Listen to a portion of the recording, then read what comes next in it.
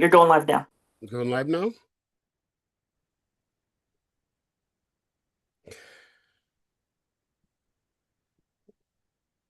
Well, hello again. This is Brian Copeland talking. Welcome to another edition of Copeland's Corner. As usual, I have a distinguished panel of comics who join me in trying to sort through the shit that we're trying to live through. Dan St. Paul is with us. Jenny Sykes is with us, and the great Greg Proops is here. Hey, welcome everybody. Good to have you. But Thanks. before we start, I got to talk about this meme that you sent me last week, Greg. I just peed myself when I saw it, and I've sent it to people who say that they were like, on BARD or like somewhere where it's really, weird to just start bursting out laughing. And tell everybody what I mean. It's wrong. I'm going to warn you right now. It's totally wrong, but it's one of those things that's so wrong it's good. Go ahead. It's a picture of a dog.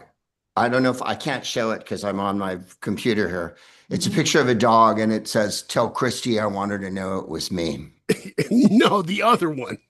Oh, it's a woman drinking a cup of tea, and it says, "I can't believe it's already. He's going to start World War III season. I still have my holy shit. He fucked kid decorations up." Oh man, I love it. It's so wrong. It's so wrong. It's so wrong that it's good. That is good. I mean, Dan, you're old enough to remember Vietnam, or are you old enough to remember Vietnam? My draft lottery number was 9. I remember it very well. Holy shit! Oh my goodness! Holy shit! What did you get? A school deferment or something? Or... Well, what happened was that it was 1973 in January. Nixon called off the war, right? And so I was scheduled to graduate from Cal in that June. So I missed it by 5 months. Otherwise, I would have been toast. Or unbelievable. I would have been a Canadian, is what I would have been. But yeah, I was going to ask you if you would have gone, or if you would have split. Yeah, I was very much eligible to go. So, or you could grow bone spurs. Yes, or bone spurs. All the bone, but I didn't have that kind of money. So yeah, I would have. I was definitely not going. I attended everything. I got sprayed by the blue meanies on Telegraph Avenue during the Cambodia riots, and we were, I was definitely a left wing Berkeley nut job at that point. Awesome.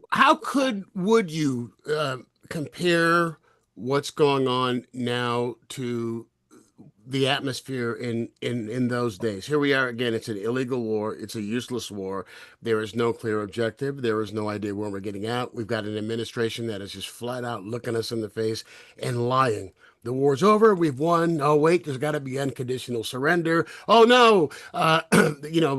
We didn't bomb the elementary school with little girls in it. It was them. Oh, it was our missile. But you see, the Iranians stole our missile and then bombed themselves with it. Mm-hmm. I mean, how? And there are people that are buying it. Look at far right-wing media, and there are actually people who are buying it. Well, that's their marching orders. They're, yes, of course. Of course they are. But first of all, I want to correct you. It's not a war, apparently. It's an operation. And if it's not a war, I don't know why the Secretary of War is even involved. The Secretary of Skirmishes should be doing, or the Minister of Melees, the Scuffle Czar. I don't know who they've got but to do the Director of Dust-Ups. Yeah, exactly. Right. The scion. I am the scion of synonyms. Thank you very much. But I just feel like they can't even get their own shit together. This is how screwed up this thing. I mean, ever since what is it? Project 2025. I think the first commandment was fire the deep state and bring in people who just suck up to Trump. And this is what we get. When something serious happens, this is what we get. They say the draft is actually Caroline Leavitt refused to say in a press conference whether or not the draft was off the table. She refused to answer the question. Trump won't say that a new draft is off the table. I am fortunate, I think, in that most of the young men in my family are over the age of 30, and I guess last time they went up to 30. Yes. But Barron Trump is a very Hey, healthy exactly. 19-year-old who will be 20 years old. I guess next week we'll have a big party with a bunch of his rich buddies, and the excuse is that he is too tall. Yep. He is too tall to He'll be be shot right out of in the the. armed forces. So here's my question for you. Although we'll never see this, this is blue sky thinking. I think there should be a federal law that if there is ever a draft reinstated for any reason, if you are a lawmaker, meaning if you are in Congress or if you were sitting in the Oval Office, or you are a member of the administration, and you have a child who is of draft age, that they should have to go in the first wave. And I'll bet you they would think That's a a big lot more buffer. carefully. I like that filter. Yeah, definitely. But Yeah, it would never happen. right. It would No. never happen. Yeah, You know, I understand. But with regards to your question about how's this compared to Vietnam, it's to quote Al Pacino in some movie, I'm just getting started. I mean, it's we just started. So Vietnam took a while to become, a quagmire. So we're not in quagmire land quite yet. no, not at all. No, you don't think so? No. No, I mean, it's Define what you mean by a 12 quagmire. days, 12 days now. Yeah, but look at how messed up it is. Again, Of course it's messed up. no exit strategy. How will we know when we've won? Right. The demands keep changing. Our position keeps changing. The rationale keeps changing. It's just, how would you define a quagmire, Greg? At what point would this be a quagmire as far as you're concerned? Well, I mean, this is the most incompetent group of people that's ever run a war in the history of our country. W's war had a gallery of supervillains, Cheney and Rumsfeld and Condi Rice and all them. Who, by the way, Condi Rice was at the White House the other day. I don't know if you saw her. No. What was that? Yeah, she went to the big meeting they had there, and he thanked her and everything. Oh yeah. Oh no, everybody's showing who they are. But I mean, like Dan said, the Vietnam War basically ended when the French left, and then sort of Kennedy got it going. And by the time it ended, I think we put an 8-year tag on it, but it went on and on and on and on and on, like the Afghanistan War. Mhm. That's a quagmire. Right now, we're at the stage where I think they're deciding how much financial hit they can take. And it was reported today, mind you, it was Al Jazeera, which you always have to take with a grain of salt. But Well, not next to CBS and Fox now. No. They're on the same level. I was going to say they're to the left of CBS. Oh. Whoa. They said that Iran is going to start targeting banks and billionaires, corporations, and they named them all. And it's Oracle and all these companies. And if there's one thing that's going to get his rich pals to get off their ass, it's going to be the threat of losing a dime. Yeah. Get off their ass And I and mean do a what? dime. Absolutely. A A dime. dime of money. Right. Exactly. Get off their ass and do what? Maybe call some of the senators that they control and are puppeteers of, and maybe get some action going to bring this thing to a halt. Right. The one person you didn't want in charge of this was Pete Hegseth. God. Jesus. And so, like you said, though, I mean, all questions now aren't very simple, because in order to begin to answer something regarding Iran and this war, you have to go back to what the Russians wanted to begin with in 2015. Because that's where we are now, that we're at the complete fruition. You heard the press conference the other day where he said he called Putin and they had a great talk. Why is he calling the leader of our biggest enemy to have talks about the war we're in? And we know now that Iran and Russia are exchanging information, which brings you back to the Jack Smith investigation about the secret documents that he had in his bathroom at Mar-a-Lago, which most certainly were shared with all of the people the players were talking about here. How did they know which installations to hit? We had a giant treaty with them that he couldn't wait to abrogate because Obama signed it. One of the hallmarks of Obama's administration was the giant peace treaty, non-nuclear proliferation treaty he signed with Iran. So there's a million complicated things here, but the long and short of it is, when this becomes financially unfeasible for them, I think they'll pull their ass out. I don't think it's going to turn into an Afghanistan. I pray. You know what's weird is that, okay, you lay all this out, and everything you just laid out is true and it is factual, but it sounds like a conspiracy theory, doesn't it? Right. Doesn't it sound like one of those crazy ass, Pizzagate? It sounds like it when you lay it out, but it's all true. Conspiracy theories are a bipartisan issue, so everybody they can have them, we can have them, right?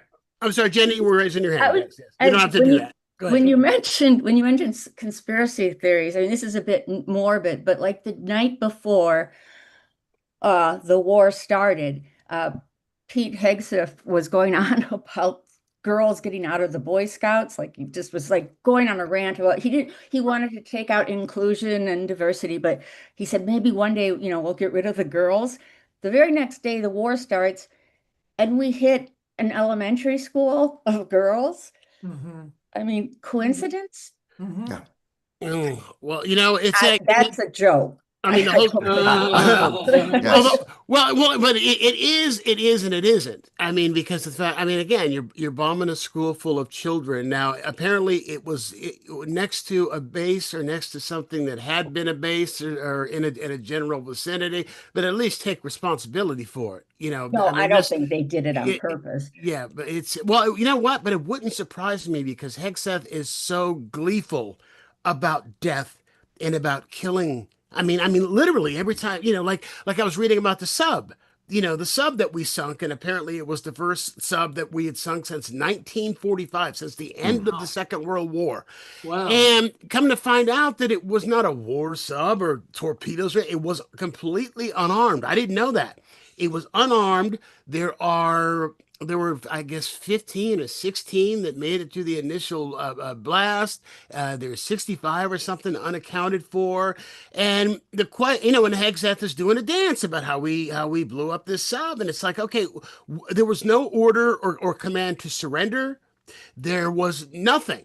And so, he says if there was one of the commentators I was reading today made a really good point saying, why didn't they just say, okay, we're behind you, we're armed, surrender or we fire, and then, surface and surrender. And then you could take all of these Iranians that supposedly want freedom. Mhm. Freedom from that regime and have what a photo op of them thanking, the president. Did you see, but speaking of which, did you see that crazy ass True Social post he put out last weekend where he said that the war was over and that they said, thank you, President Trump. And his niece, Mary Trump, posted it and said he's just delusional. He's just absolutely delusional. Yeah. So, I have, if you're watching or listening to us for the first time, by the way, if in fact you are watching us, we are streaming live over to YouTube, and feel free to chime in the comments. We'll keep an eye on them. If you have any questions or any comments, and we'll read them and we'll talk about them. I give each one of the comments in advance a question, and the way this will work is I'll ask you your question, you answer, then everybody else can jump in. This is how you get your close up. Okay, so let's start with Greg. Okay, the question I ask you is a little bit complicated. Well, the whole damn thing is complicated. Yeah. An attorney who works in not a civil rights lawyer. Looking at the wrong damn notes. Anyway, Qasim Rashid is his name.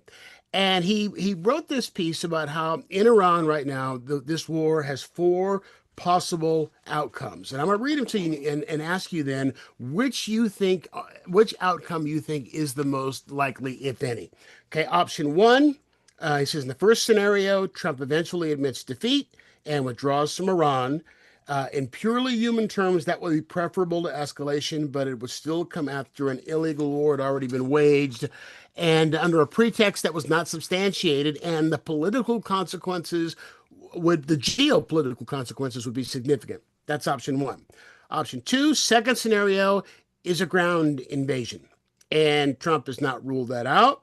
He's not ruled out a draft. The Pentagon is already reportedly preparing to seek roughly $50 billion in supplemental Middle East aid. We have no money, for to extend the Affordable Care Act. We have no money for Meals on Wheels, but we can find $50 billion for missiles. It's always been that way. So this is a strong indication the administration is contemplating a longer, more expensive war, and we're going to lose a lot more lives because Iran. I didn't know Tehran was bigger than Manhattan, was bigger than New York City. There are more people in Tehran than in New York, or how many people live in Iran, and how dense that population is. And how also ground invasion would draw other nations in and bring us closer to a world war. Option three is the use of nuclear weapons by Israel or the United States. Even though nobody is saying it out loud, this guy's such a nut, we have no idea what's going to happen. That happens, we're looking at 5 billion deaths, not beyond, including the blast and including, famine and system collapses afterwards. And the fourth scenario is one where Trump resigns or is impeached. The war is halted. The actual peace negotiations begin. And with Trump removed from power, there's at least a possibility of returning to diplomacy. So, your thoughts in terms of what I think we all know of these options, what should happen, but what do you think the odds are that will happen, and what do you think will happen? Or is there a fifth option that he missed? Right. This is a multiple choice question, Brian, and Yeah, I'm glad you I asked know. it. I did read the article, Mhm. and I'm not a huge Kasim fan, but I Mhm. thought he nailed it. Obviously, we're all hoping for the fourth scenario where he's either impeached or resigns, because I'm not one of those people who believes that JD Vance will be worse. There's this whole online social media thing of people going, JD Vance will be worse because he really will do this and that. He doesn't have any ground support. I mean, he doesn't have any public support. No one likes JD Vance. He can't get a table at Sofa Bed Warehouse. I mean, he is really a bummer. He They have has no tables sense at of Sofa Bed humor. Warehouse? Yeah. Yeah, right. You saw his speech the other day where he made a joke and stuff, and like he's the kind of person at a dinner Yeah. party who goes, I'm going to tell you a funny story, and then the funny story is like a Christian biking trip story and everyone dies. um, and he also doesn't have the support of the cult, and the cult that's been supporting uh 45 47 for all these years Hmm. is not following immediately along with Vance. So the best scenario is to replace Orange 47 immediately, no matter what, because it can't help but be an improvement. That's my opinion. I Yeah. mean, Yeah. I Go just for it. really don't see all of the MAGA contingent lining up behind Vance. I'll be honest with you, I don't think a lot of them know who he is, and I mean that sincerely. No, I'm with you. I'm Hmm. Yeah. with you. Know anything about it? We know who he is because we watch the news and stuff, or what Yeah. passes for the news now. It's a guy on whatever. So to answer your question, I think it'll be a combo platter of all of four of these things. As I said before, if the billionaires feel that their pockets are getting hit too hard, they'll probably try to call a halt to this.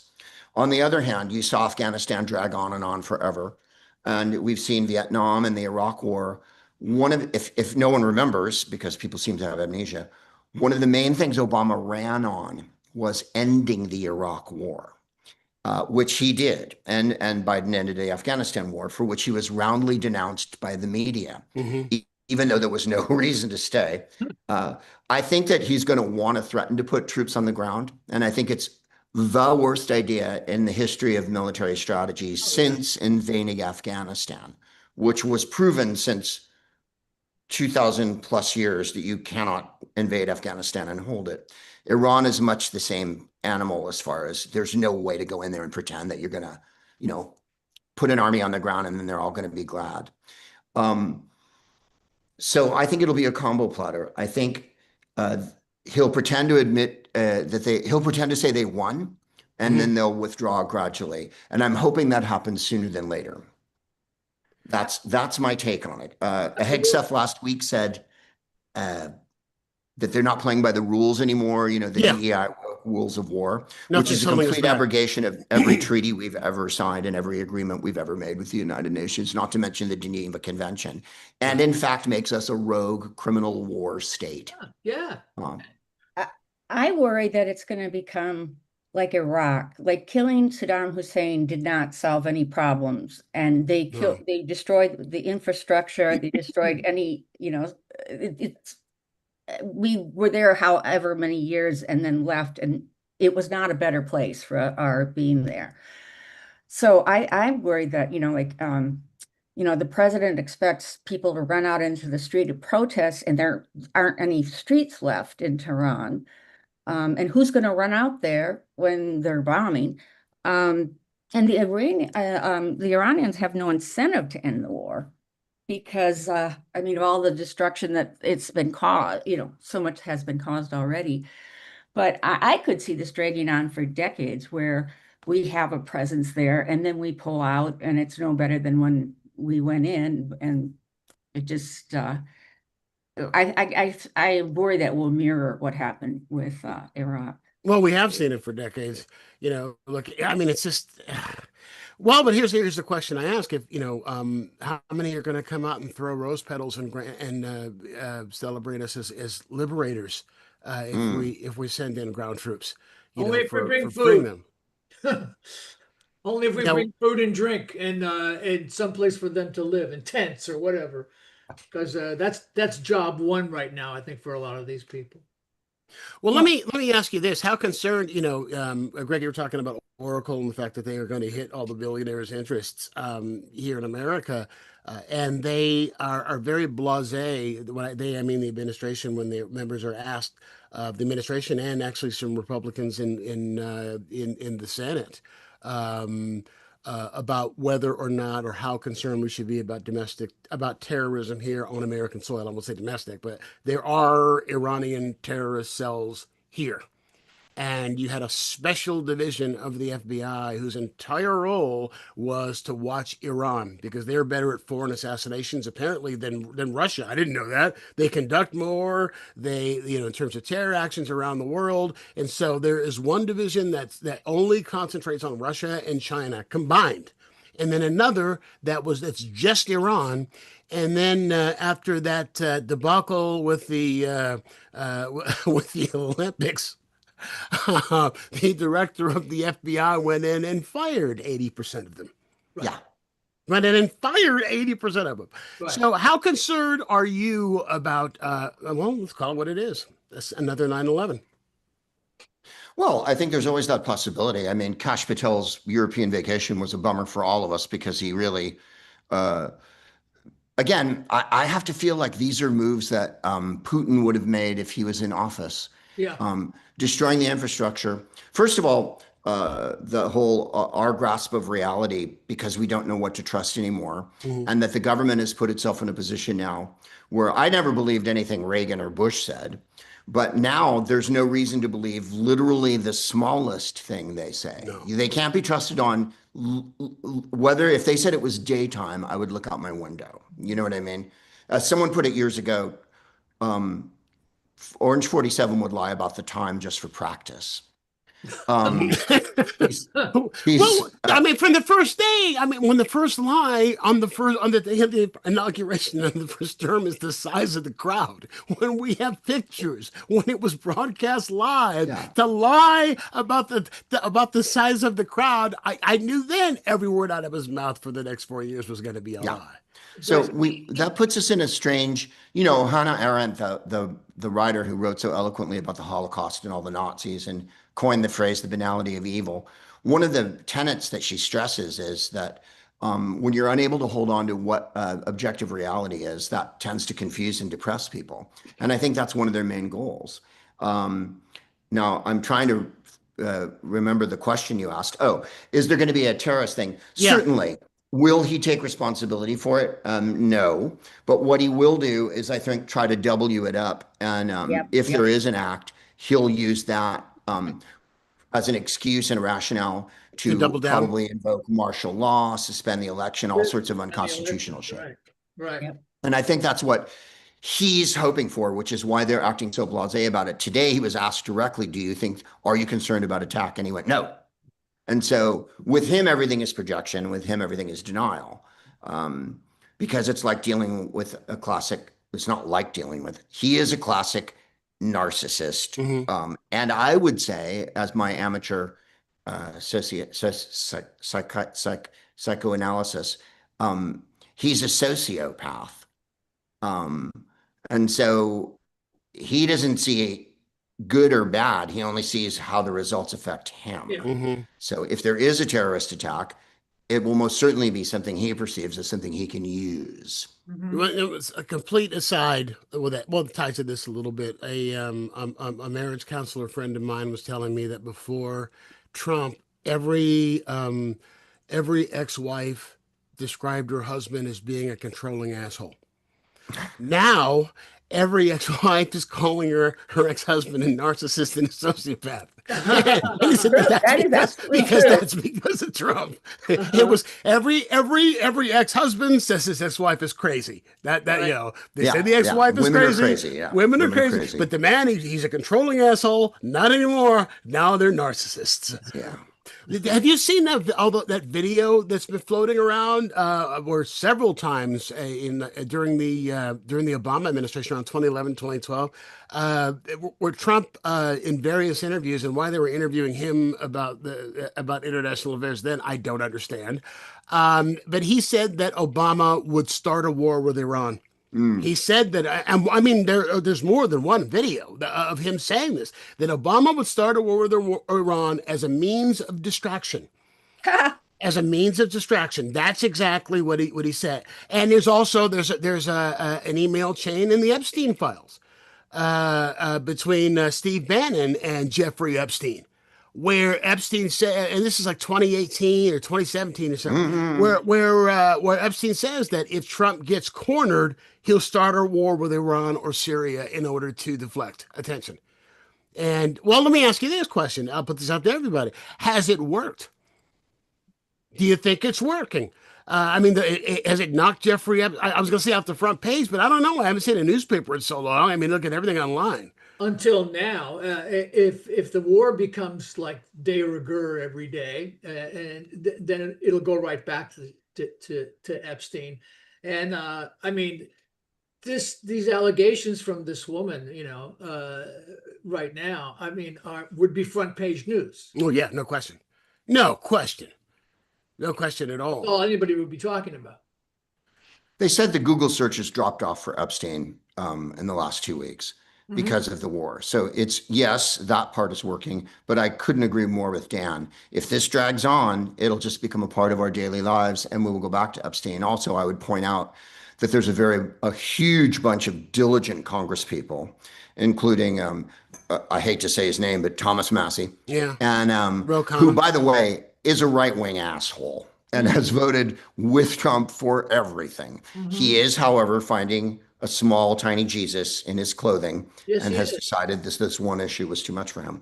Right. Having said that, Robert Garcia, there's loads of people in Congress and the Senate who aren't letting it go. Even and are going Nancy to push Mace. the justice. Even Nancy Mace, who's Right. Right. So Right. Yeah. it's not going to go away entirely. Was he able to push it off the front page? Yes. Was that what he wanted to do? Yes. Because that story that Dan's referring to was going to blindside everybody and would have been the big story. Are you talking about the 13-year-old? Yes. Yes, That the has one been who around for a very long time. hasn't it, but it just got re-upped again last week It'll because be of all the. interesting because she was represented by Gloria Allred's daughter, who used to be on Court TV. Who represented Harvey Weinstein for a while. Gloria Allred's daughter. Well, Really? and so Yeah. she was First lady. representing the woman who said she was 13 Mhm. when it happened. And then she gave an interview, they blurred her face. And right after that, I'm blanking out on Gloria Allred's daughter's name.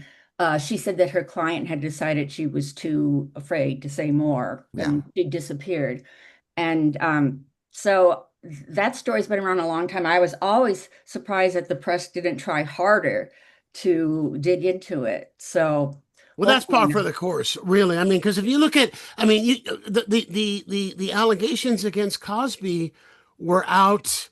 I mean, women were talking about that 15 years, excuse me, 15 years before Hannibal Buress finally said something, and then people started to look at it and take it serious because most people hadn't heard it. Well, even I mean, I'm not comparing Louis C.K. to that, but a friend of mine told me, "Oh, you're going to hear stuff about a fellow comic said, oh, you're going to hear stuff about Louis C.K.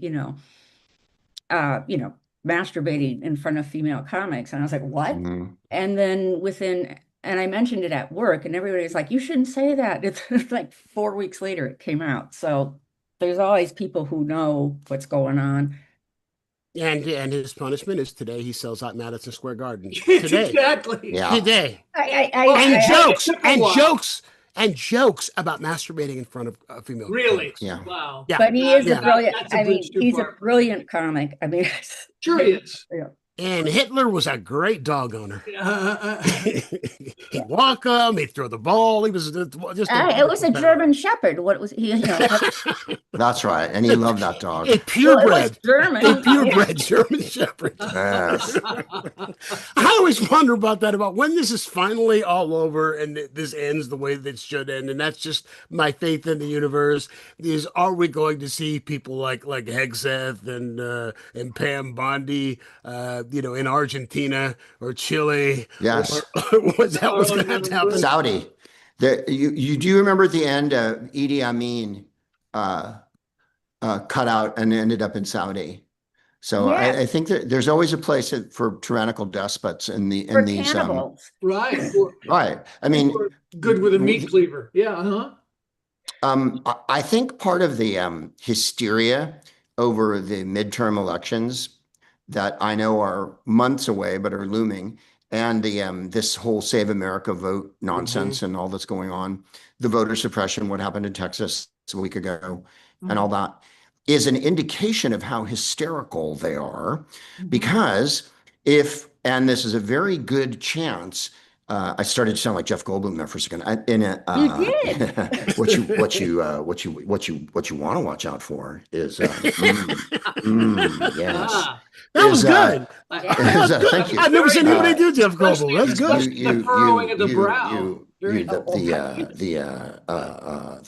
impeachment is that if he loses Congress and the Senate, they will most certainly proceed with charges. Sure. Now, he's been impeached twice, and we've seen that it's not effective unless you have enough votes in the Senate to remove him. And the 14th Amendment is a really long and complicated, document, or the process contained within is not as simple as all that. It's 2/3, right? Yeah. In the Senate, it's got to be 2/3. However, you wouldn't see the kind of hysteria you're seeing from Hegseth, Patel, Levitt, Lutnick, what's his name? The idiot who supposedly negotiated this but didn't know anything about foreign policy. The one who went in with Kushner. Witnick, I'm getting his name wrong. Anyway. Okay, yes. Yeah, the reason why they're all so panicky and screamy and shouty, and he's losing his mind over the Save America thing is, and he said it the other day at a Republican conclave, Right. they're gonna get on him, and he may have immunity as proscribed by the Supreme Court ruling, but I assure you, Hegseth, Vance, all of them do not. And so Congress can subpoena them, bring them in, try them. Yes, you can be tried in Congress, and there are penalties. You may remember the glorious days of the first administration when Paul Manafort was put into jail. They put five different members of his administration were thrown into jail. Right. And he pardoned them all, and of course all that jazz. But that can happen again, and that's why they're so hysterical. So when people say your vote doesn't count, it doesn't matter who's in office, both sides are the same. I think that's to depress you, because it's not true at all. No. Look how glorious it was when we had Barack Obama or Joe Biden or Bill Clinton as president. The economy improved, people's lives improved. We stopped worrying every day about our very existence, the existential threat of living. And that's what a Democratic administration can give you. And if that's not left-wing enough for you, then fuck you. Thank you. Thank you. I get so sick of these people with it's not too. progressive enough. Look, honey, I know. we're in the middle of a Nazi takeover. I know. Progressive my ass right this minute. This is pure fucking harm reduction and survival. I was at a party on Saturday night, and I was seated next to a young man who I am going to say is definitely a millennial, with a number of kids, including some teenagers. And we're talking about 2028 and I'm trying to talk about the world situation, and he's saying, well, we got to find a Democrat who's going to do something about the teachers union. I go, wait, what are you talking about the teachers union for? And he didn't vote for Kamala because Kamala wasn't strong enough on education, so he voted for Jill Stein. Oh no! And I'm going, what are you talking? If there is no, if your kid is dead because your kid caught some communicable disease, Yes. that this administration didn't get in front of the teachers union, and the education system doesn't matter because your kid is dead because he caught some communicable disease. Yeah. So, but there are, those people drive me nuts, but there are a lot of millennials, and I think Gen Zers are on top of it. But there are others, or a lot of the Gen Zers I know are on top of it. Well, But there are boomers who are one issue voters. Like my friend's parents, they sell guns, and they're not going to vote for anybody that they think will take them away. And another friend voted for Trump because of she's a rancher, and the cows were stepping on these turtles or something that was protected. And so there was an environmental law that affected ranchers, and that's why she voted. A lot of people do it on one issue. okay, here's my question. Okay, what kind of a climate has cows and turtles? Desert. In the desert, there are cows and turtle. Well, there's no water to water the cows, There are right? ranchers in Nevada Okay. that have raised beef cattle, and there's a tortoise, and they step on them by accident. Ah, okay. And so she was saying, like, she was like saying there's these crazy, laws that don't make any sense. And she felt like, Trump would be effective at getting. And how does she feel now? Is she one of those, I didn't vote for these people? I'm so sick of hearing these people who are seeing their post, I didn't vote for this. Yeah, you did. It's very interesting. You said that she was with somebody who had been in the Iraq War, and he was pro-Trump. And by the way, these are people I actually very much love. They're not people that anyway. So they vote. I don't even know if she voted for Trump. She may not have voted, but he did. And she said, "Do you think we made a mistake?" Now, this was a while back. When they were talking about dismantling the education department, as you mentioned. And he said, no, I mean, they didn't think they had. Now, it's one of those things, like, I'm not going to go and say, well, now we're at a war. Now, do you think, Oh, I would. I have no problem whatsoever. Going, how's that working out for you? How the cows doing? Oh, they're dead. Really? Oh, nobody's buying your beef anymore. Really? Wow. Wonder why that is. Okay, I just want to tell you, 2 years ago, Thanksgiving, it was before Trump was elected the second time. I was at a dinner party for comics who had nowhere to go because we're such, great people. Vagabonds. So it was a Russian man, a Ukrainian woman, a Vietnamese woman, and two Black comics and me. And so, Can I ask something? Did anyone walk into a bar? I was just thinking that. I was just thinking that. No, but a duck did. That's where my mind was going. No, but a duck came in. So we started talking about and it was a civil conversation. But there were there were two people who voted for Trump, which said they were going to vote for Trump. And the Vietnamese woman said that when she was a kid, Biden had come to Vietnam and promised stuff that he didn't deliver. So she was going to vote for Trump just because she hated Biden. And the young Black man said, I just think Trump will be better for the economy. So again, one issue. Well, I've heard, it's every bad thing about Trump has got a group. So if you're a misogynist, that's why you voted for Trump. If you're uneducated, that's why you voted for Trump. Anti-abortion. Identify with all these things about him. He's more like you, and then who's running against him. So of course, you have an antipathy. He loves the uneducated people, right?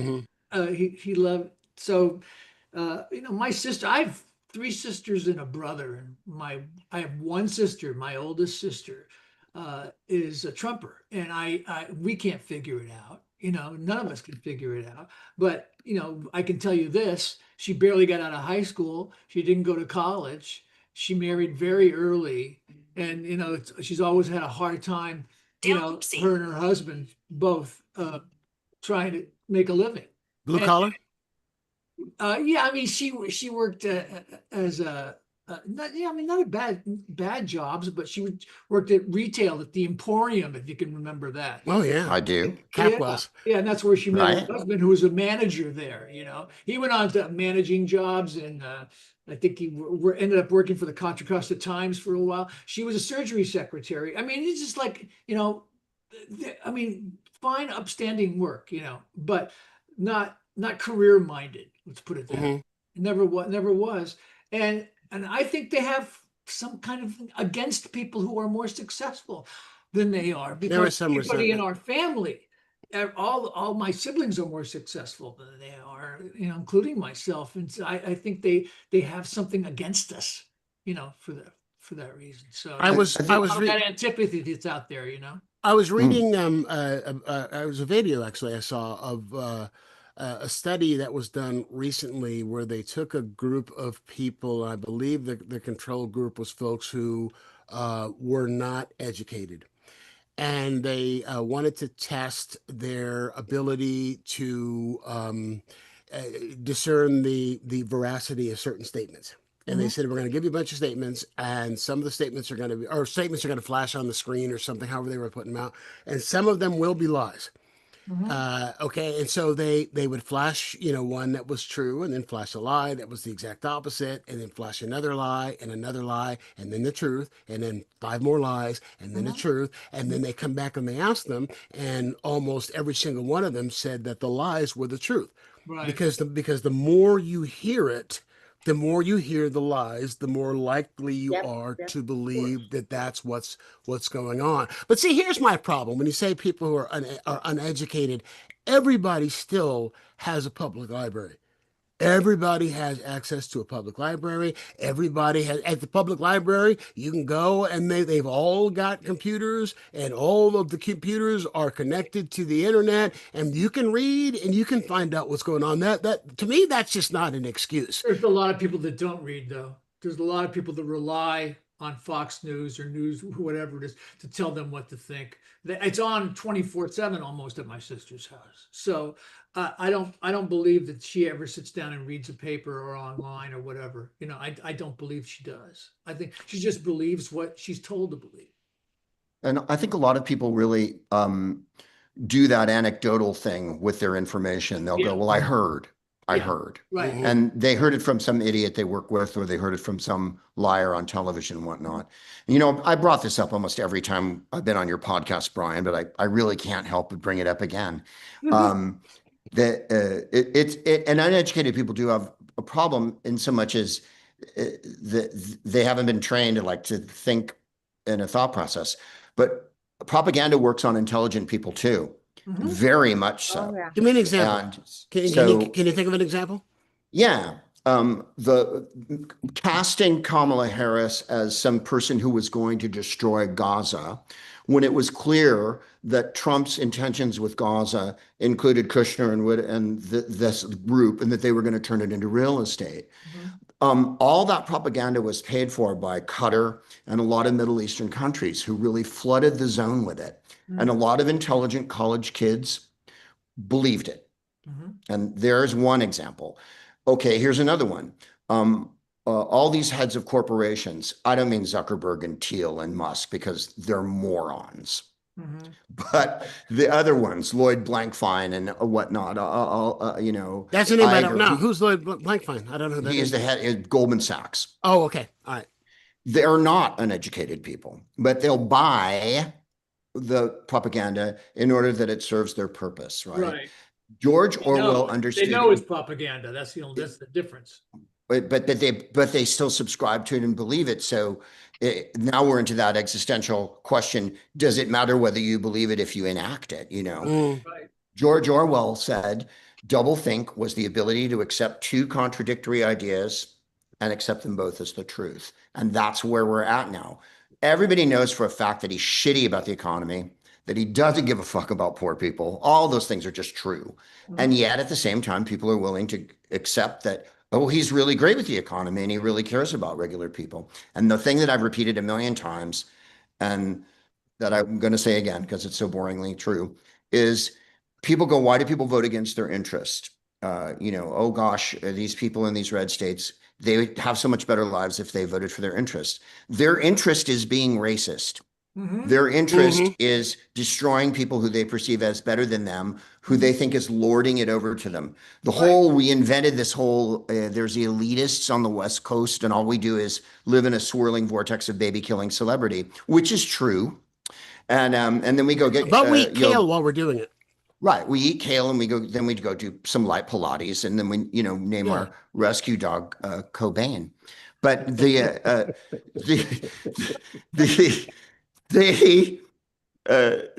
interest isn't to make their life better. They don't care if their life is better. They just want other people's life to be worse. Right. And they want the people they perceive as looking down on them to feel bad. And it's kind of that simple. So that whole idea that why can't people see the light or whatever? The light shines differently on every other person. Like Dan, and I'll go further, like every white person in America, we all have Trumper relatives, all of us. There is no white person who doesn't. And my final statement, and then I'll be taking questions. Thank you. We were ready to get, we're trying to get 60 votes to end this filibuster, but go ahead. All right, I was going to say, you can't stop me because I'm John Thune. The white people are responsible for this. You can blame billionaires and you can blame the socioeconomic system and you can blame all this and that. White people and their hideous racism have brought us to this point. White people vote and have since 1965, since the Civil Rights Act passed, overwhelmingly for right-wing candidates. And that is a simple, clear, declarative statement that I will stand behind. Look at the results of the last election. Let's not even go back that far. Let's look at what happened with Mikey Sherrill and Spanberger in their recent elections. By the way, that was a glorious high point, putting two more women governors in office. And wasn't she great, by the way, Spanberger, is in her response to the State of the Union? I thought she's amazing. I thought she was, White she would have been better in a not, kitchen telling, it would have been better doing it from a kitchen. Like white people did not vote for either of those candidates in the majority. Well, see, the one that baffles me the most, it was like in the last two elections, and I thought that especially after Roe fell, that for sure women were not going to vote for him. I thought that after the grab him by the pussy recording came out, women weren't going to vote for him, and white women voted for him by 52%. The first in 2016, in the last election, it was more. Yeah. But here's the one that really pisses me off: is the number of Latinos. And the number of African Americans, especially young African American men, who just were not going. There's it's misogyny, quite frankly. There was a guy who came up to me when I was doing my Great American Shit Show about the Trump administration, who during the last election, who said that I said Kamala's going to win. He said no, she's not, because you should go to a black barbershop. And just, I work in one, and I listen to these guys all day long, and the stuff that they say about Kamala Harris is a black woman in charge. They just don't want that. They just don't want that. So, you are the ones who are most at risk to be Latino men too. You are the ones who are most at risk to be hassled, to be incarcerated, now to be captured and thrown into a concentration camp without access to counsel and without charges for an indefinite period of time. Yet this is the vote. This is how you voted. And on the economy, have you guys seen, just again, another aside? I saw a picture of a Chevron station gas, the gas price sign in Los Angeles this morning, and there are places down there gas is over $7 a gallon. Oh, $7 a gallon, and and that's going to affect air travel. If you haven't bought a plane ticket to go somewhere, of course, it's going to make the price of groceries and everything else go up because things have to be transported. We may end up. Well, Greg, I know you're old enough to. Dad, Jenny, I don't know about you, but I said I was a little kid. I wasn't driving yet, but I remember odd and even days to get gas. Yeah, sure. I do. Remember that? In the 70s. Well, they say this is the worst. He started the worst gas crisis since the 70s. Yeah. I believe that. Dan, let's go to your question. Greg mentioned this a little bit earlier, but I'm going to bring it up This is again. your question. You assigned it to me. I do the best I can with the issues I think are important, and who I think the best comic is to answer that particular question. Okay, good. Well, at least it's an educated decision. Okay, Dan, 1 + 1 is no. Okay, here it's Wait a minute, I know that one. You know, 1 + 1 might equal 2, but I just know how I feel.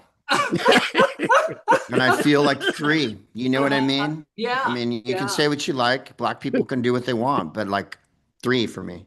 That's right. And one more thing. You talk about the barbershop, and they weren't for Kamala and all that. Yet when you see a black family on Family Feud, it's almost always the woman who is the head of it in the very beginning. Yeah. They rely on, And, yeah. Well, black women have a lot more power than a lot of people seem to realize. It was black women who got Doug Jones. Was it Doug Jones in Alabama? Yep. Elected. Right. Black women are as matriarchs are the ones who have kept the African American family together. I was raised by black women. My mother and my grandmother, because my father was nowhere to be found. I'm not even going to say half the time. I could probably count on 2 hands the occasions that he was around for a period of time, and that's something, unfortunately, that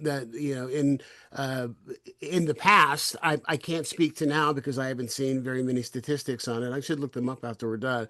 But it has been the black woman who has kept the family together. And so because of that, now, and I'm willing to bet that a lot of these guys in this barbershop were raised by black women. I just don't understand, the antagonism that they would feel, and the lies about Kamala being, I don't like the way she laughs. First of all, that was a big one. But the other one being that she was uneducated and unqualified and everything else, and that's just horseshit.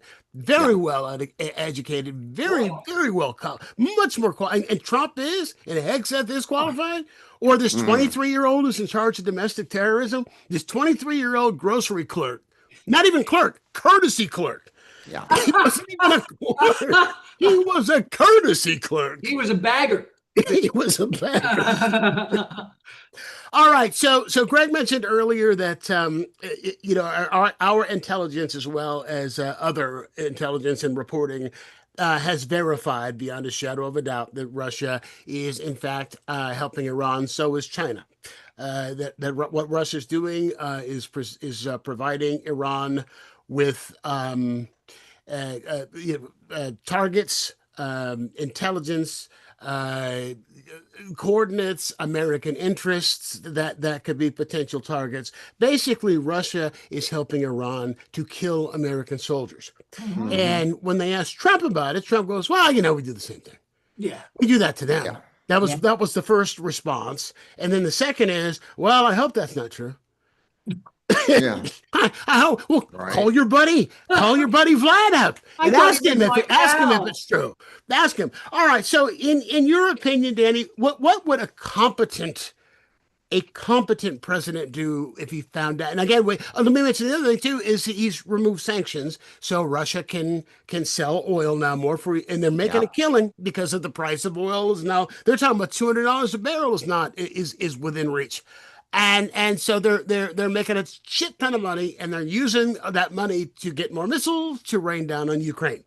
And also, they have to pay the Trump grift as well. I would think. He's not going to do that without getting a little taste. Yeah. Yeah. The Don Road Doctrine. Yeah, it all comes down to how's this going to affect me? Like you were saying, Greg. It's that classic narcissism. What is this? What would a competent president do? Yeah. In your opinion, what would have made you happy to hear when they said Russia is hell? When a reporter says Russia is giving intelligence to Iran? Well, not remove sanctions if that's what he did. I would impose more sanctions instead. But this is like, come over. You can, they're all in the same classroom, Iran and Russia. Come over. You can cheat off my paper. Go right ahead. Take all this information and do what you want with it. And we're saying, wait, you can't do that. Well, come up tell me how you're going to stop me. And Trump doesn't, Trump respects what Russia did to Ukraine. I mean, he said that in the beginning, like they were tough enough, and He now called him a it's like, genius. yeah, and now we're doing this wacky thing in Iran, and they're very similar. So yeah, Well, there is no ethics. There's no playbook. There's no consistency. It's whatever is best for me now is what I'm going to do. And, well, just the balls, just the balls that it takes. yeah. To say that for Trump to say that he wants to pick the next Ayatollah, he and Right. Netanyahu, they Right. want to pick. Oh, that's going to happen. That's going to happen. And Well, he's one gonna thing he control has the oil ensured of is that, Venezuela. right? One thing he has ensured is with this war is that the people of Iran who've been dying in the street and protesting for the last several years, trying to overthrow the Ayatollah that we assassinated, are certain to have a right-wing government that they're going to have to fight for the next 5, 10, 15 years. Right. Because he's managed to, as Jeannie said, he's managed to Iraq it, so there, like, and Dan is absolutely right. There's nothing but expediency. There's no plan or anything like that. No. With W and Cheney and HW, you got that old school trilateral commission, Bohemian Grove. Let's look after our interests quietly, and then we'll wear ties in the daytime and speak softly. Right. And then the mask got ripped off, and now we've got the QAnon screamy, Havern, what's going on next door administration or whatever. And it's so I mean, I think nobody wanted to see the screaming face of fascism because it's ugly. And so they were able to hide it for all those years and I did a joke on one of my albums that I'm reminded of because of its brilliance. And it was in 1979 when the election happened. The October surprise? Yeah. You're going? Well, okay. One, and two, you may remember the absolute panic the country had over electing an actor who everyone thought was really stupid as president. And what a terrible, terrible denigration of the office of presidency it was to elect Reagan. Now, nobody remembers this unless they're our age, but that's really how it was perceived. They shoved him on us. He ran unsuccessfully against Ford, if anyone recalls that, when Ford tried to get the nomination in 76. And then he waited and bided his time and came back against Carter. And then, as you point out, the October surprise, which was with Iran.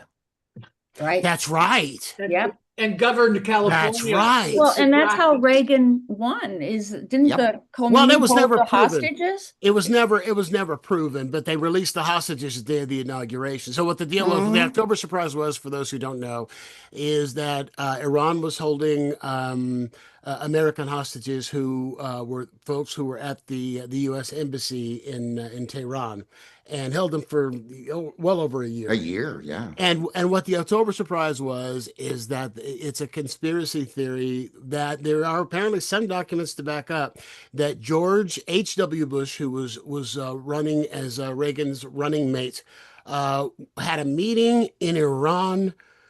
I don't know who with. Well, had a meeting in Paris with leaders of Iran to make a deal to release the hostages, but not until after the election. Because if they'd have released them prior to the election, then it would have helped Jimmy Carter. And that's why they were released when they were released. Like it was the day after the inauguration. So I don't know. Did they ever conclusively prove that? I know there were some. I don't know if they did, but given that George Bush was the head of the CIA, that it sounds feasible to me. Let me jump in with this because we have viewers. We actually have viewers who are sending some questions in and statements. This is from Suzanne, and by the way, just go to if you are well, actually, so who am I talking to? If you're watching, just leave a comment and we'll see them. If you got a question or something you want to chime in with. And Suzanne says, ABC News today reports that the FBI warns Iran has aspired to attack California with drones in retaliation for the war. So so we are not safe here in California. I don't think we're safe No, anywhere. and George Clooney lives where? Yeah, yeah, and And he didn't want Biden because of why? Oh, right. Yeah. let's see. Ed says that the press is bought and paid for, and Certainly. we've got a couple of LOLs. So there we go. So at least I get a couple of yucks out of it. Um, Let me go to you, Jenny. This is your question. We're going to completely shift gears. Um, have any of you seen that JFK love story miniseries thing that Ryan Murphy's got? I haven't seen it either. It's getting all kinds of press because Yeah. apparently none of it's true. Daryl Hannah, who Surprise. I didn't know that Daryl Hannah dated JFK Jr., Oh, but they make her out to be a witch and just all these horrible things. She disrupted a funeral or something. So it was so bad that she actually wrote an op-ed in the New York Times about it. Okay, so because of this and other. Oh, wait a minute. I'm conflating two different topics. Well, we'll hit you with this one. Say that because of this, Gen Zers right now and millennials are obsessed with the 90s. Just like when I was a kid, everybody was into the 50s. It was happy days. It was Yeah. great. Well, now they're obsessed with the 90s. They showed a JFK Jr. lookalike contest. Because of this miniseries, young women are making their boyfriends and their husbands try to dress like JFK Jr. If you go to TikTok, there are all of these TikToks of women showing other women the right makeup to wear to look like Carolyn Bessette and how to, where she bought her clothes. And here's the handbag she used to carry and all of this. And they were interviewing them and they said, well, the 90s looked like they were just a simpler time. that the 90s, it was a good time to be alive in the 90s and all these great things were going on. And I'm just curious, aside from the war and Trump and everything else, which is, do you think that the 90s were a better time? That the 90s were how, as I say, like how in the 70s and the 80s people looked at the 50s and how today MAGA looks at the 50s, quite frankly. It's funny because I remember actually I worked with JFK once and he was very charming, but JFK Jr. But I remember like being in the 80s when there were yuppies and I'd be walking around and everybody would be talking about like their real estate and their property taxes. And I thought, wow, I didn't get to live in a time where there was anything significant, you know? I mean, the 90s we had, I was like, I want to live where there's, life and death going on. I mean, I was alive during the Vietnam War, but I was a kid. And the 90s, well, we got Reagan and then we started cutting a lot of programs. There was a lot of gang banging going on. Mhm. And yeah, I wrote a book about gangs during the 90s. But so I was always like, oh God, I wish I lived at a time that was more, life and death. And then I came to now, and then I'm like, holy shit, don't, be careful what you wish for, because this is the worst time in my life that I can think of. I mean, I sometimes compare it to the 60s and say, well, you had all the assassinations in the 60s, and hopefully that's not going to repeat itself. But you were a little kid, so you didn't have a context for it or understand it. I mean, I remember Martin Luther King's funeral. I remember Bobby Kennedy's funeral. But I was 4 years old, and I didn't understand the ramifications. I didn't know what these men had done, as a little kid in the 70s. I remember. And here's what I'm curious about. I saw that Leonardo DiCaprio movie last night. What is it, Battle After Battle? I watched it One battle on after another. One Battle After Another. And he's part of a militant group that looks like those 70s groups, isn't it? Like the Weathermen and the SLA and all that. And I'm wondering, and these were basically middle-class white kids Right. who had some charismatic ex-con, in most cases, some charismatic ex-con, like Manson, to fire them up and turn them into radicals. Are we going to see that again? That wouldn't surprise. That wouldn't. I was watching this movie, going, this is what I think that the soil is fertile enough to grow that again. For radicals on the right or radicals on the left? for radicals on the left. For radicals on the left, planting pipe bombs under police cars and trying to. In one of the scenes in this movie, they plant bombs in a courthouse. I mean, didn't that happen? Certainly. You know, Well, I mean, it's possible. Obviously, almost all terrorism in this country is conducted by right-wing groups and white supremacist groups. I mean, again, before the FBI's Civil Rights Division was completely gutted. well, no, it's not got it. They still have the division that looks into discrimination against white people, Oh, thank goodness. and that's the joke that I I did. can't tell you the amount of times I've been turned away. Well, Um, the joke that I do just really fast is that Trump was at a Republican breakfast with, and this is the truth. It was at a Republican. This is exactly what happened. A Republican breakfast, in front of a bunch of Republican lawmakers, and he says, "I have ended DEI in America," and all of these straight white men and Lindsey Graham get up and they. Sorry to interrupt. I see what you did. Yeah. Well, I mean, Go J.D. ahead. Vance gave that speech a couple weeks ago, and he said that white people don't have to apologize anymore. White people have never apologized. That was what was so great about it. It was like, we have so much to apologize for. The reason why people dress so poorly and wear baseball hats every day of the goddamn week and never groom themselves is because men just can't be bothered to be part of society, The reason why, well, in any case, the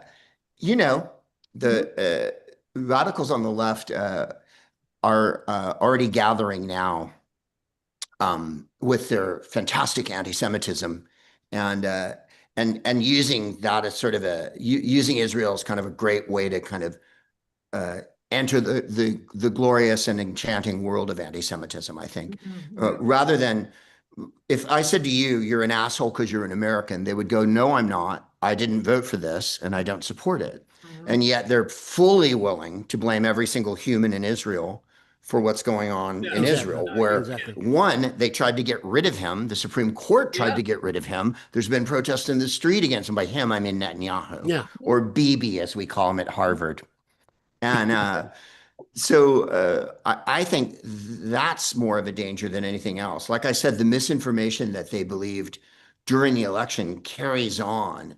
And they really, really, that I find most disturbing because I've always felt, once you start blaming Jews for everything, I mean, with W, it was Muslims. And then at the beginning of the first term of 47, it was Muslims. But now he's more than happy to kind of countenance the anti-Semitism along with what he's doing, supporting the right-wing government of Israel. I know it's contradictory, but it helps him. You know what I mean? It's very dangerous ground too, in that if you in any way, shape, or form criticize Israel, you are accused of anti-Semitism. Well, I mean, I think you can criticize the government of Israel all you like, because I think you should be able to. They're doing terrible things. Making every Jew in the world responsible for that is really the next step for a lot of people, and that's where assuming every Jew is a Zionist as well. Well, I get off the train there. I mean, I'm a Zionist as far as I believe there should be a state of Israel. And I would also further say that if you think the other states in the Middle East, Qatar, the UAE, Saudi, Oman, are bastions of democracy where everyone has freedom and rights, you're a fucking idiot. So, I mean, it's a terrible time to defend Israel because their government is so awful, but I just can't hear that every Jew on earth is responsible. No, that's ridiculous. For every child in Gaza being dead, any more than every American's responsible for every awful thing we do. I know. It's really bad, and I think that's. Did you ever see the movie Running on Empty by Sidney Lumet? Judd Hirsch and Christine Lottie. Yes. That's the one. Judd Hirsch and Christine Lottie were in a group like the Weathermen, let's just say, or the SDS, the Students for Democratic Society, which were part of the radical groups of the 60s and early 70s. And they killed a bank guard in one of their big, we're going to take over, fuck the man I did heist. see this. I saw right? this. And so their son is a prodigy, as a piano prodigy, played by River Phoenix. And they've been living underground off the grid for fucking 20 years because dads wanted for murder. And the whole crux of the movie is Do they re-enter society so that he can go to college and become the person he needs to be because he's a gifted artist? So it contains 1,000 different topics, but the main one I was getting at was um, the lefties in the movie believed their cause was righteous, but it ended up with an innocent person dying and they've never paid for it. And there's a moral dilemma that, that's what we're talking about here. When you say, is there going to be lefty groups again that kill people? Well, there's always right-wing groups that kill people and they continue doing it all the time. They don't get the play.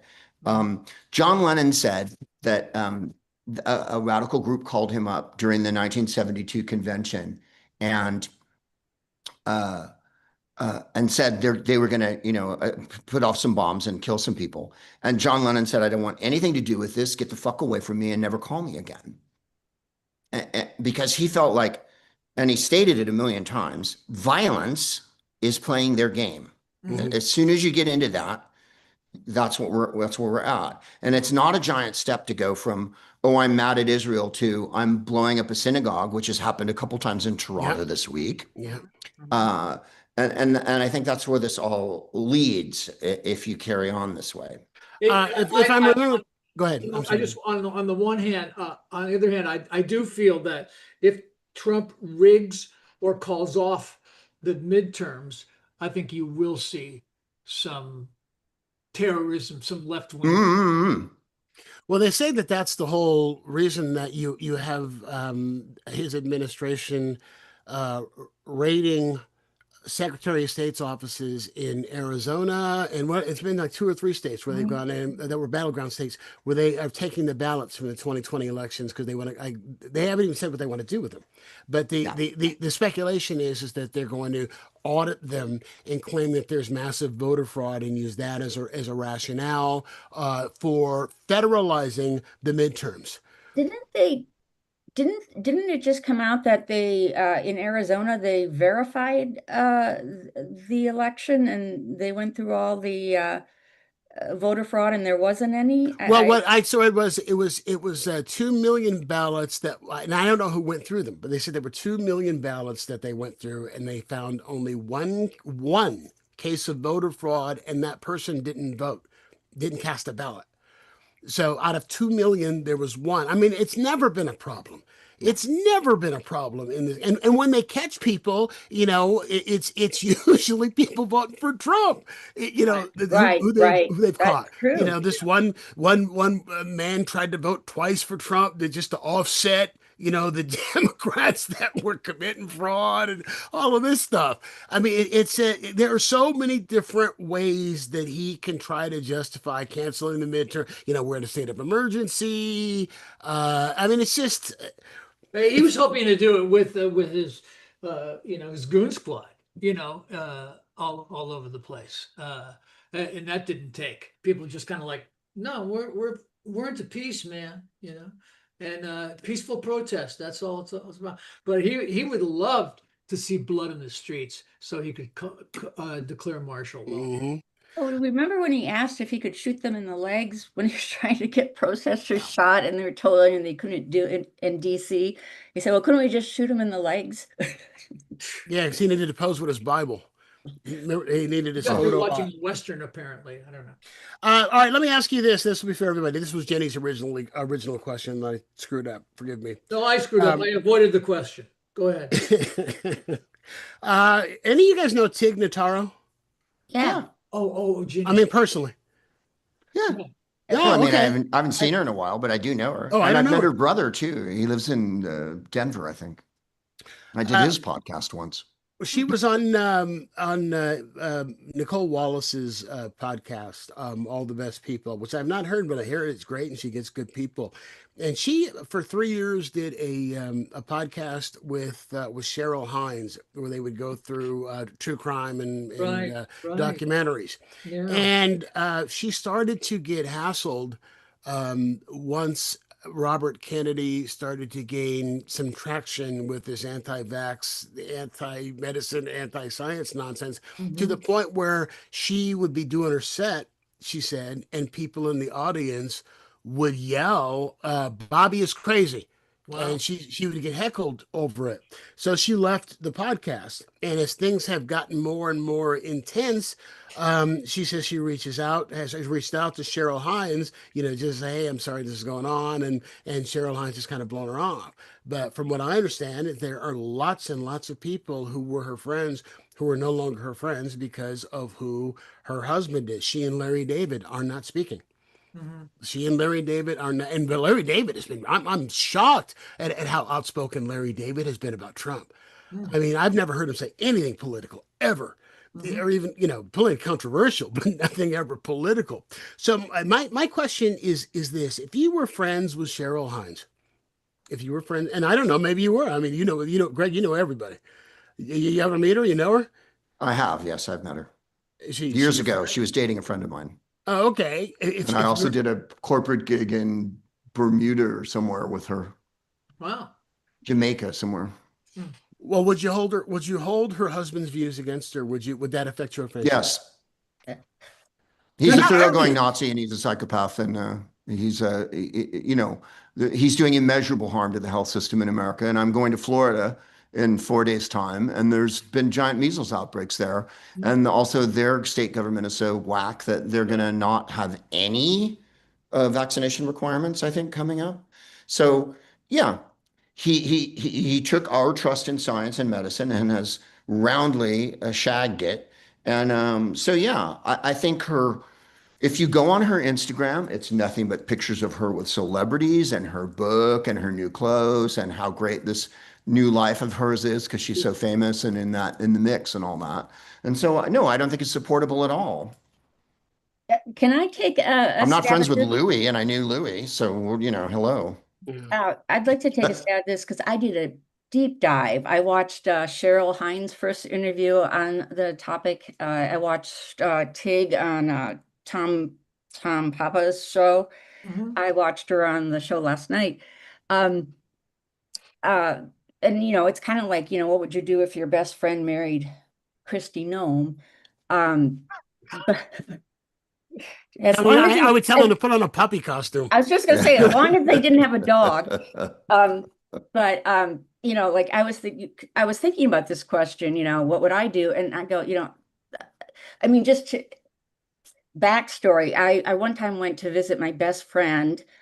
She was staying in the desert, and I went out to see her, and she introduced me to this guy there.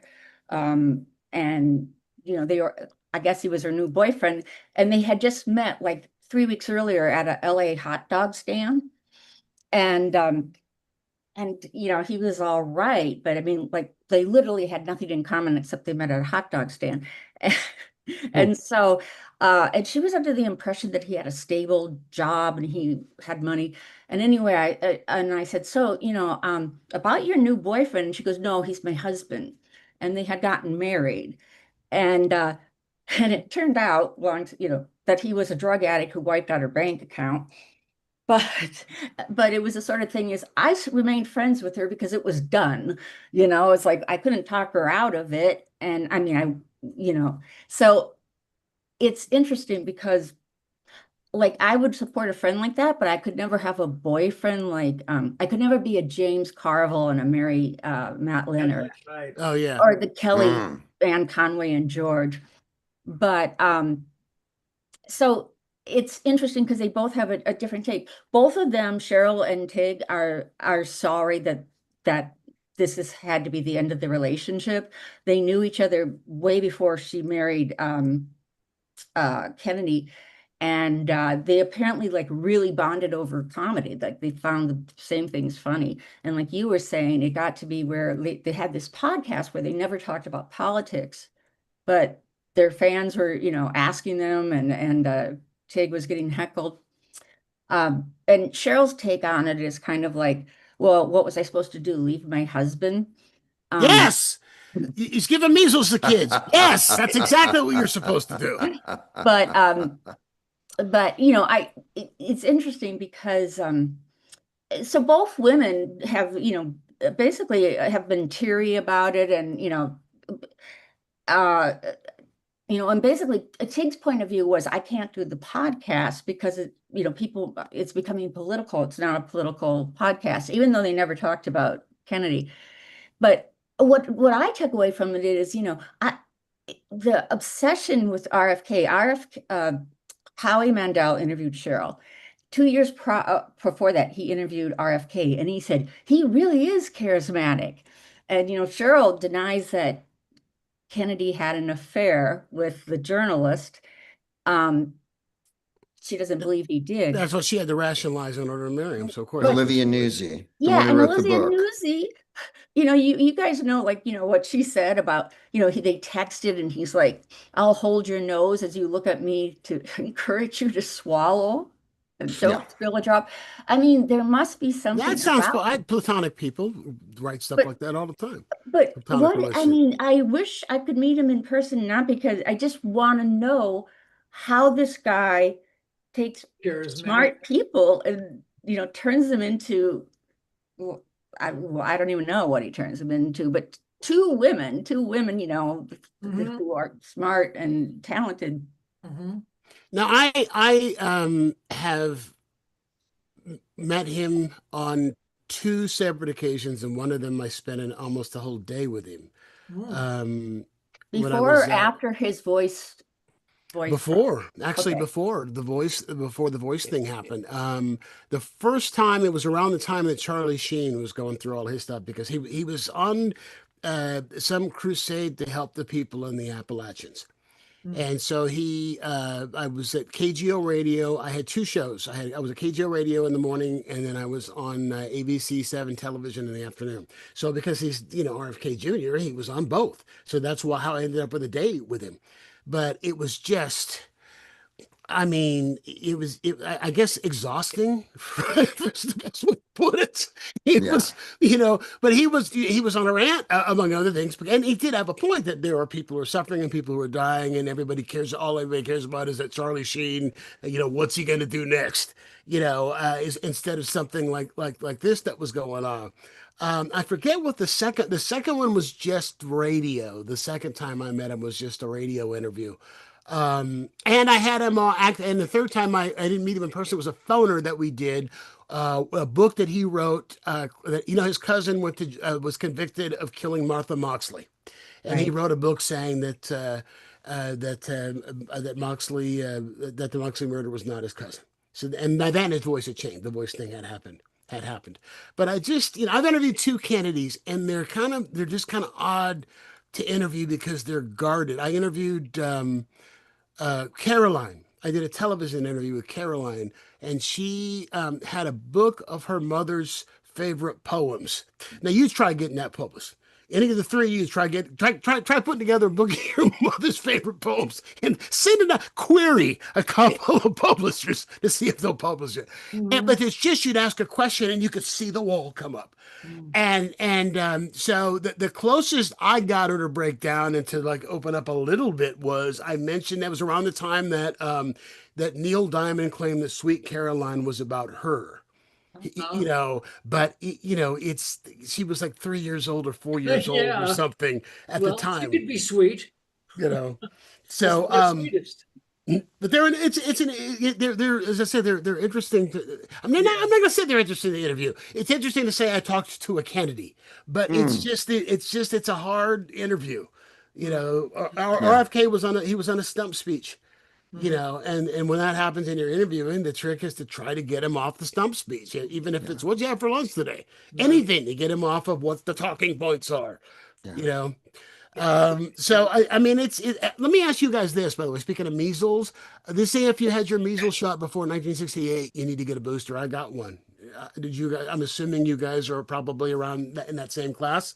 If you got your boosters vaccine before 1960, and it wasn't MMR then, it was just measles. But they said you need to get a booster. Danny, look in your eyes, you haven't. Go get one. Okay. Because people are dying. No, I absolutely have. Because I'm on the road all the time, and we go to a lot of places where they don't believe in science. And that's a lot of America, Like I'm in Texas right now, and of course the crowds are lovely, and it's lovely playing here.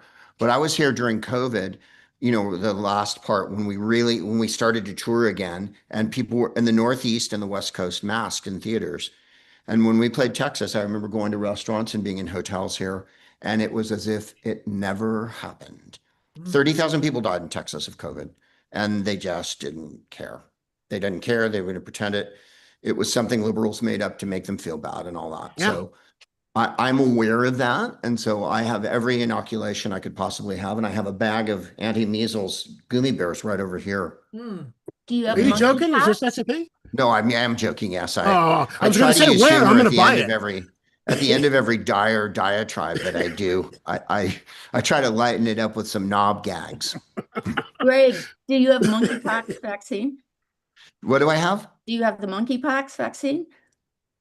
No, I haven't had the monkeypox vaccine. I have, so I beat you there. I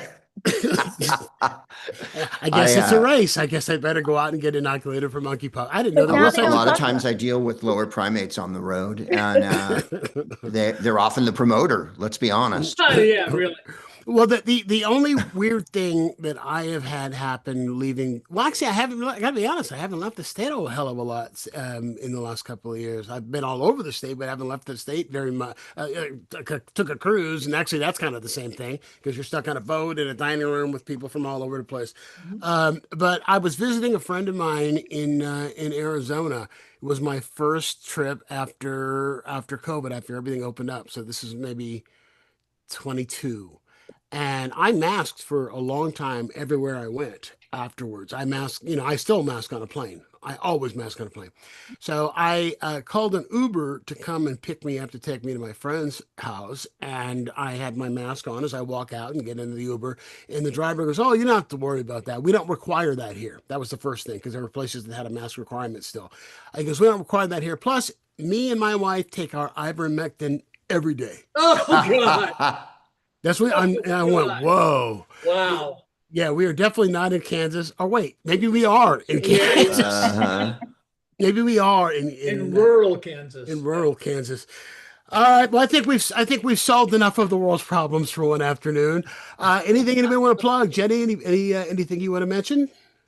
I'm at the Hollywood Improv Lab Friday night, 9:45. Which improv?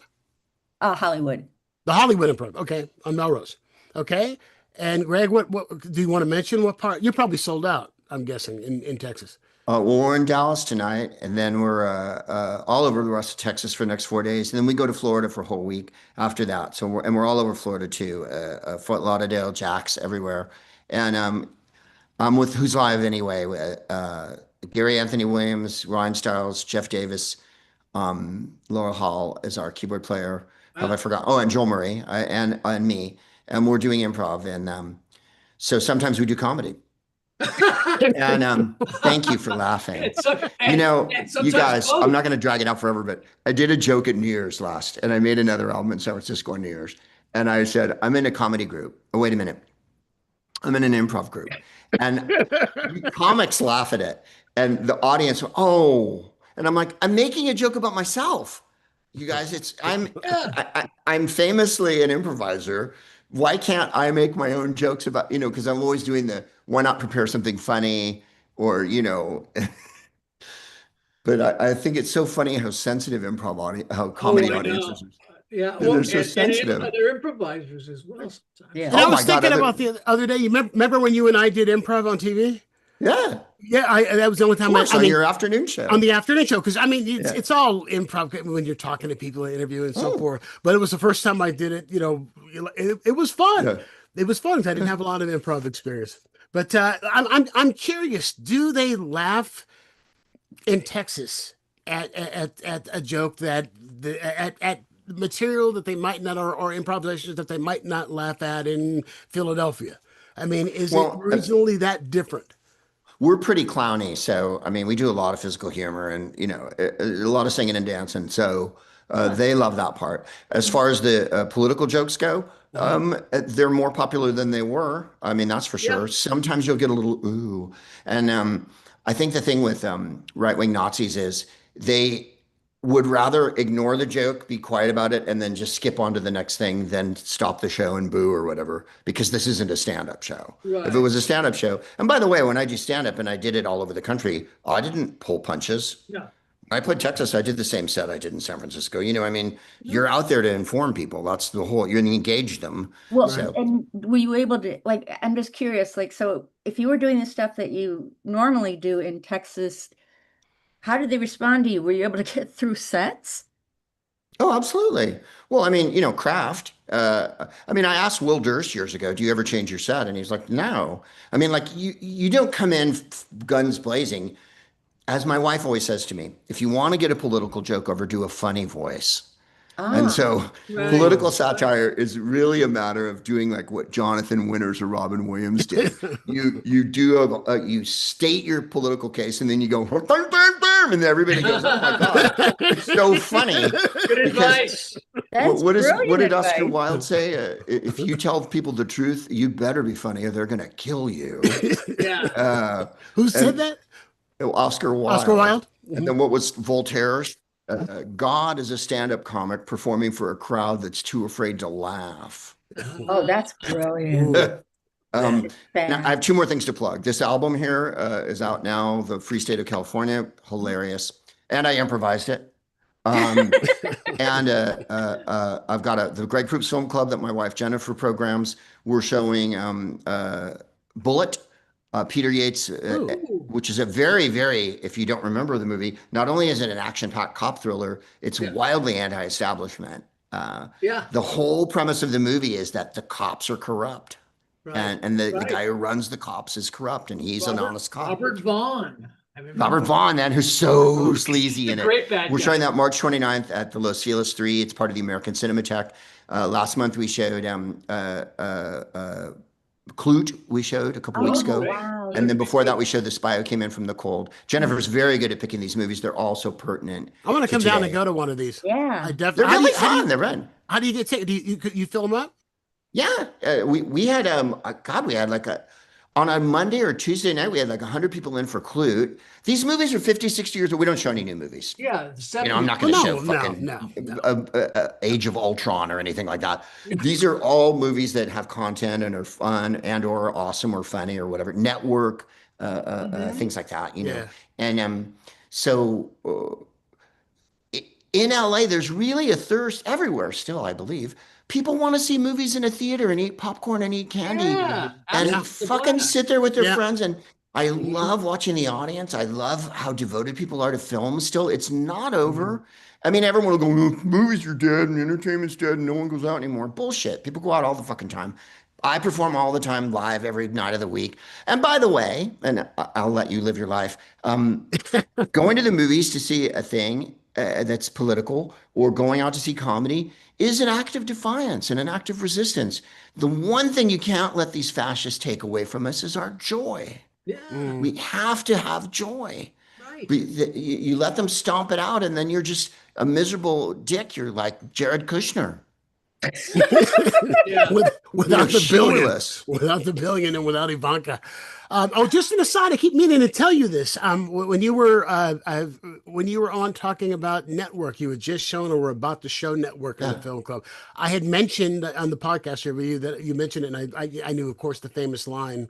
That, by the way, you can't say. You cannot broadcast that line because it's trademarked. I was told that, when I was in radio and TV both, they said they were copywritten, and if you said it on the air, that it would cost thousands of dollars to the station. And the two phrases are the famous line from Network, "I'm mad as," that's all I'm going to say, and the second one is "Let's get ready to." And those two. Oh, right. Those are both trademarked. So anyway, so I mentioned Network that I'd never seen it. I mentioned to you, and I finished doing one of my shows, and a listener came up and said that he'd seen it, and he had seen the conversation that we had, and gave it to me. He gave me a DVD, Awesome. a brand new DVD. Really? Network. Oh, wow. And I still haven't had a chance to sit down and watch it yet, but that was nice. And I've never had a gold bar in my hand before. I've never had a gold bar. I read today they're up to $5,600 an ounce gold is, and I just thought I would mention that as well. Just in case the same guy or somebody else is happens to be watching or listening. Danny, anything you want to mention? I was somewhere. I was doing a show Super Bowl Sunday over in Livermore, and went for sushi, and like one of the places I passed had a poster of you in the window. Oh, you no, were coming up somewhere. I was at a winery back a couple weeks ago, I guess it was. Those are fun. Quinn's Lighthouse, which is a little place in Oakland, on the I don't even. It's 2 Saturdays from now. Otherwise, I'm on shift. 22nd. Huh? That's the 22nd. That's when I'll be there, and I'll leave you with my latest joke, which is I thought about putting grab bars in the shower, because that's a total surrender that you're old, Yeah. So I Oh my God. I thought about it, and I decided that I would compromise, and I put in a mini bar, and that's working out great. 10 minutes soak in a double gin and tonic, you can cruise right through lunch. I'm telling you. My favorite joke of yours, Dan. I don't know if you still do this or not. When you were talking about Costco and you said the free samples are like dim sum for white trash. Yeah, I did say that. I did say that. That's great. Thank you. A lot of people like that joke. I tend not to do it now because I don't want to offend people, but but that I remember I opened for Dennis Miller at Davies Symphony Hall, and I was told, don't do any political material. And Really? This was like when he was still at his HBO show. Yeah. And he goes on stage, and the first thing he says is, he goes, dim sum for white trash. How funny is that? So you're not the only one who likes that. Oh, it's a great joke. It's a great joke. It is. Yeah. All right, Jenny Sachs, Greg Proops, Dan St. Paul. A pleasure having you all on. Come back and see me again soon. Thank you. See you, kids. Come back, help me save the world. If you like what it is you saw or what it is that you listened to, help us out a couple of ways. Make sure that you like and you subscribe. And if you were listening to the audio version, also leave us a 5-star review because it helps people to find the show. I will check you out next week. And by then, the war will be over, according to Trump. Oh, wait, he said it yesterday. I didn't see today what he said yet. So hopefully we'll all still be here next. Till then, be kind to your neighbor. He knows. Watch out for drones. Especially if you're near Oracle, apparently. Yeah. Or in California. Right.